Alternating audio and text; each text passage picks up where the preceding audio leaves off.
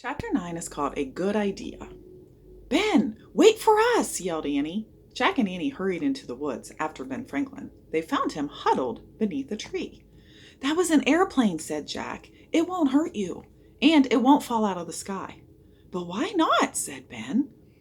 Jack only half remembered how planes flew. Well, it has an engine that pushes it forward, he said. Then air under the wings help lift it up. It all works together somehow, said Annie.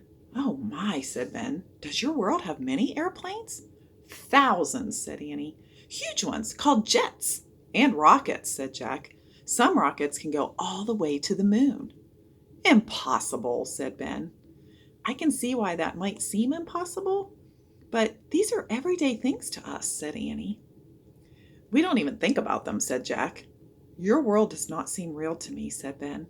The trees and grass and squirrels are real, but not lines that carry electricity and rockets that go to the moon? He wiped his face with his handkerchief. I fear there is no place for me here.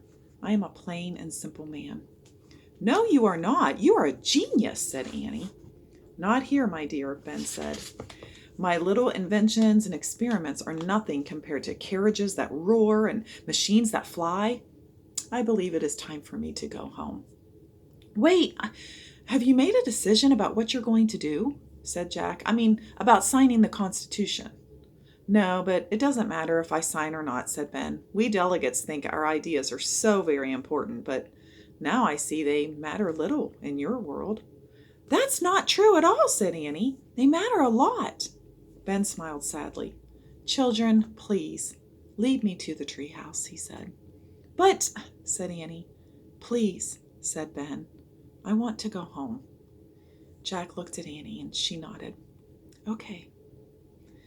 Follow us, Annie said gently. She and Jack started leading Ben back through the Frog Creek woods. Morgana's wrong, Annie whispered to Jack. She said our everyday wonders would show Ben the way. I know. They only confuse him, said Jack. He felt terrible. Not only had they failed to change Ben's mind about signing the Constitution, they'd also upset one of the world's greatest heroes. By the time they reached the treehouse, Ben looked pale and weary. I apologize for being such a bad guest, he said. You don't have to apologize, said Jack. We apologize. No, you have only been kind, said Ben. Wait, Ben, said Annie, before you go, there's something you really, really have to see. What? Jack whispered to her. Trust me, Annie whispered. Then she turned to Ben. I promise you'll like this. It's really great. Ben sighed. All right, lead me there, he said. This way, said Annie. Jack and Annie followed Ben through the woods to the sidewalk. As they headed up the street, the air felt hotter and more humid than ever.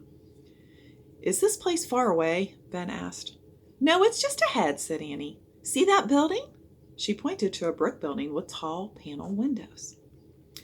Oh, man, whispered Jack. Brilliant. Annie was taking Ben to the Frog Creek Library. Don't worry if people stare at you, Annie said to Ben. We'll tell them you're in rehearsals for a play and you're still wearing your costume. Ben looked puzzled, but he nodded and followed Annie and Jack to the library steps. Jack opened the front door and they all stepped inside. Ben took a deep breath. Oh, that cool air in this room is delightful, he said. Another invention? It is, said Jack. He usually didn't think much about air conditioning, but today it was definitely delightful. And what a wonderful room, said Ben. The library walls were lined with bookshelves. People of all ages and colors sat in armchairs, reading books, magazines, and newspapers. Some were working on computers. See what you started in Philadelphia, Annie said. Now we have free public libraries all over America. Thousands of them. They make a difference to all kinds of people. The librarian looked up from her desk. Jack and Annie, she said. Hi. Hi, Sandy, they said. You've brought Ben Franklin, Sandy said, grinning. What's going on? We're in rehearsals for a play, said Jack. We need to look some things up, said Annie, to help our friend play his part. Please, go ahead, said the librarian. What play? Ben whispered. We'll show you, said Annie. She led Ben to a bulletin board announcing community events. Jack pointed to a small theater poster. See? Ben Franklin in Paris, he said. You're famous in history. Actors have played you in musicals, movies, and TV shows. Movies? TV? Said Ben. It's hard to explain, said Annie. Your face is on our $100 bill, said Jack. No, said Ben. Yes, said Jack and Annie together. They are in the library.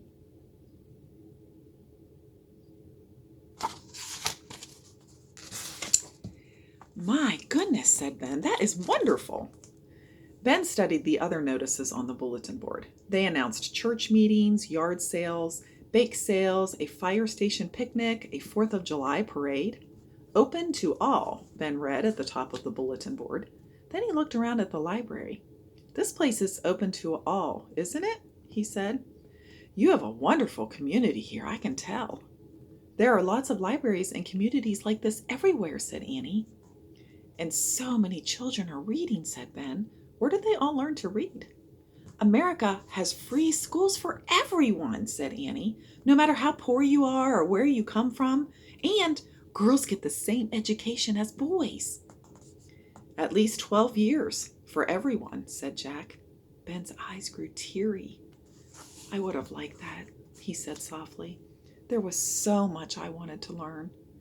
Well, wait till you see this, said Annie. She led them to a table. Please sit down. What is this machine, said Ben. It's called a computer, said Jack.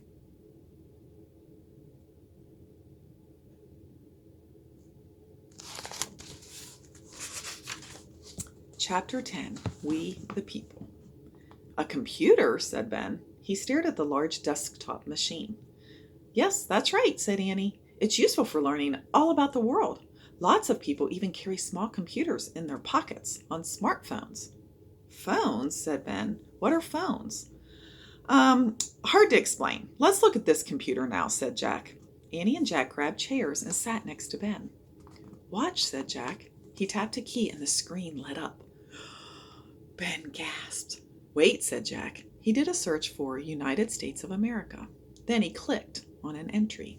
A map of the United States in the country's Great Seal appeared on the screen. How did that happen? Where did that come from? Ben asked. That's hard to explain too, said Annie, but read what it says. Ben read aloud, softly, from the screen.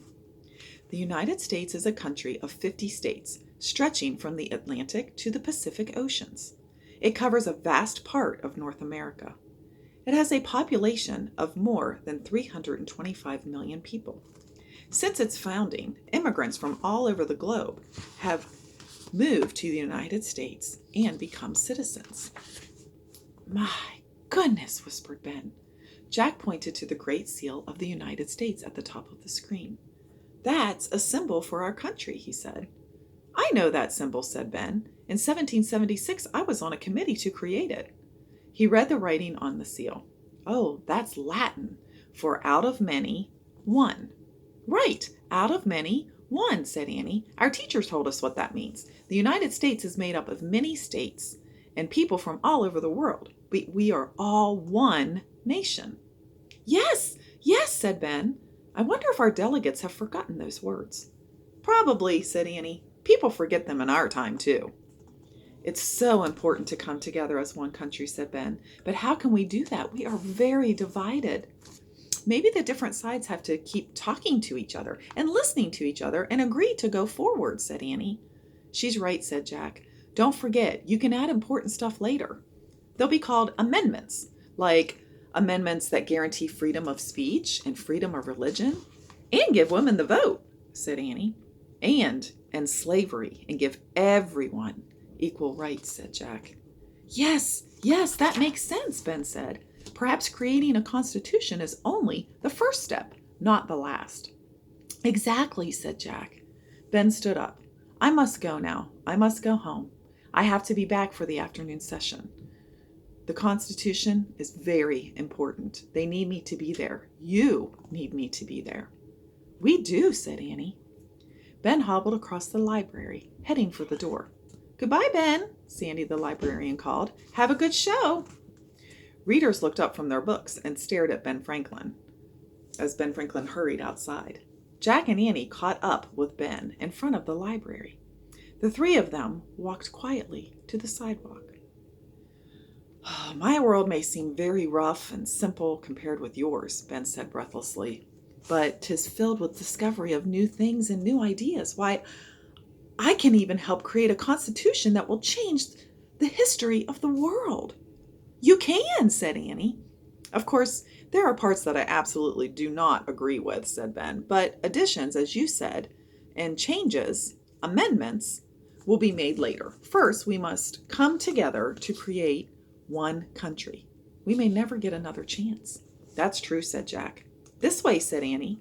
She and Jack led Ben into the woods. In spite of the heat, Ben moved quickly between the trees. Here we are, Jack said when they reached the oak tree. Jack and Annie held the ladder steady, and Ben tucked his walking stick under his arm and climbed up slowly.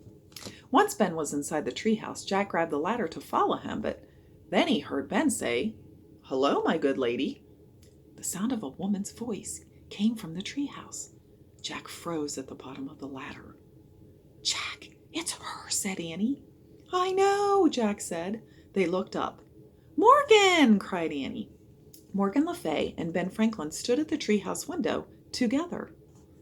"Hello, Jack. Hello, Annie," Morgan called. "Congratulations. You successfully carried out my wishes on your last 4 adventures.